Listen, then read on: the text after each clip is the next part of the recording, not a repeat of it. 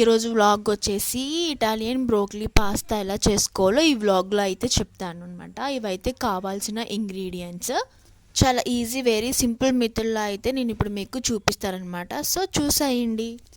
1 onion and వెల్లుల్లిపాయ తీసుకొని అలా స్లైసెడ్గా కట్ చేసేసుకోండి. నెక్స్ట్ బ్రోకలీ అయితే తీసుకొని ఇలా చూపించే విధంగా అయితే కట్ చేసుకోండి. మీరు చేసుకునే క్వాంటిటీ బట్టి అయితే ఆనియన్ అండ్ గార్లిక్ తీసుకోవచ్చు. బ్రోకలీ అయితే ఇలా కట్ చేసుకోవాలన్నమాట. నెక్స్ట్ ఒక బౌల్లో స్వీట్ బెస్లీ 1 స్పూన్ వేసుకోండి and Italian seasoning 1 spoon or 3 spoons your choice వేసుకొని బాగా మిక్స్ చేసుకోవాలి. ఇంకోటి ఏంటంటే ఇది ఆలివ్ ఆయిల్లో కూడా మిక్స్ చేసుకోవచ్చు, బట్ అందరూ తినరు కదా, సో అందుకే నేను హాట్ వాటర్లో అయితే మిక్స్ చేశాను అనమాట.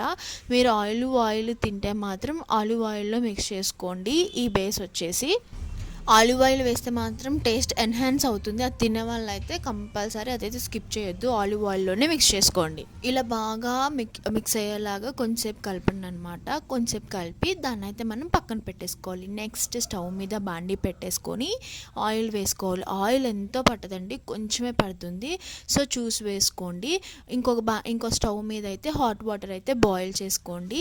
ఆయిల్ కొంచెం హీట్ ఎక్కిన తర్వాత ఫస్ట్ మనం కట్ చేసి పెట్టుకున్న ఒక గార్లిక్ ఉంది కదా, ఆ గార్లిక్ అయితే వేసుకోవాలి. ఈ గార్లిక్ లైట్ బ్రౌనిష్ కలర్ వచ్చేంత వరకు వేపుకోవాలన్నమాట. అలా వేపుకుంటేనే టేస్ట్ బాగుంటుంది. పచ్చిగా ఉంటే మాత్రం అసలు బాగోదు. లైట్ బ్రౌనిష్ కలర్ వచ్చే వరకు అయితే మనం వేపుకోవాలి.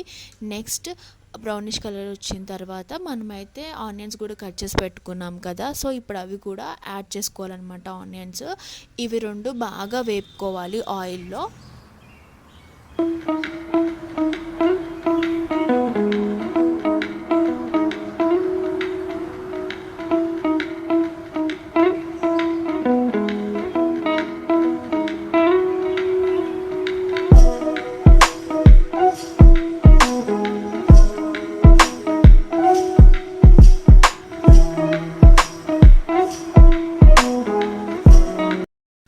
ఆనియన్స్ కూడా బ్రౌనిష్ కలర్కి వచ్చిన తర్వాత 2 చిల్లీస్ అయితే యాడ్ చేసుకోండి. ఇవి కూడా కొంచెం వేపేసుకోండి ఆ మిక్చర్లో.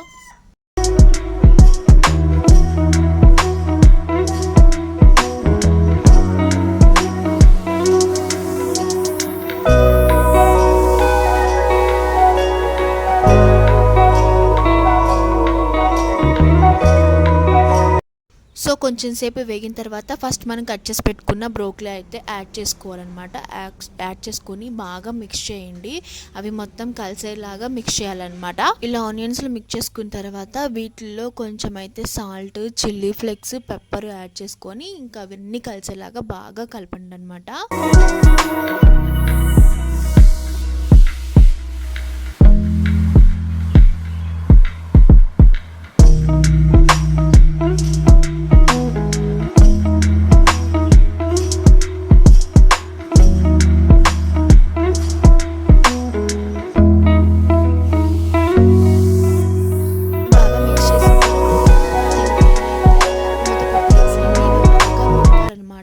మగ్గితే చాలా బాగుంటుంది, సో అందుకని మూత పెట్టేసేయండి. నెక్స్ట్ మనం వేరే స్టవ్ మీద హాట్ వాటర్ అయితే పెట్టాం కదా, దాంట్లో పాస్తా వేసేసి ఉడికించుకోండి.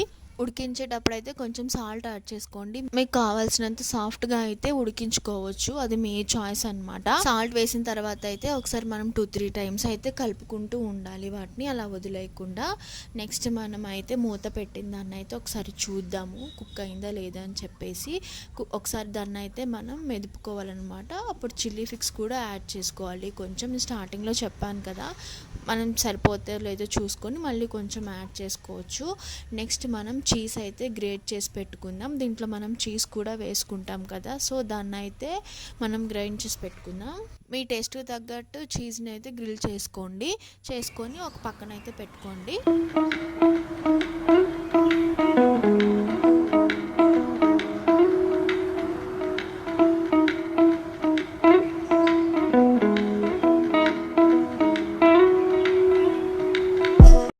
సో పాస్తా అయితే బాయిల్ అయిపోయింది. నేనైతే ఈ బ్రోకలీ మిక్చర్లో అయితే వేసేసి దీన్ని బాగా కలుపుతున్నాను అనమాట. మనం ఫస్ట్ ఇటాలియన్ సీజనింగ్ అయితే మనం మిక్చర్ రెడీ చేసి పెట్టుకున్నాం కదా వాటర్లో, అది ఇప్పుడు మిక్స్ చేసుకోవాలన్నమాట.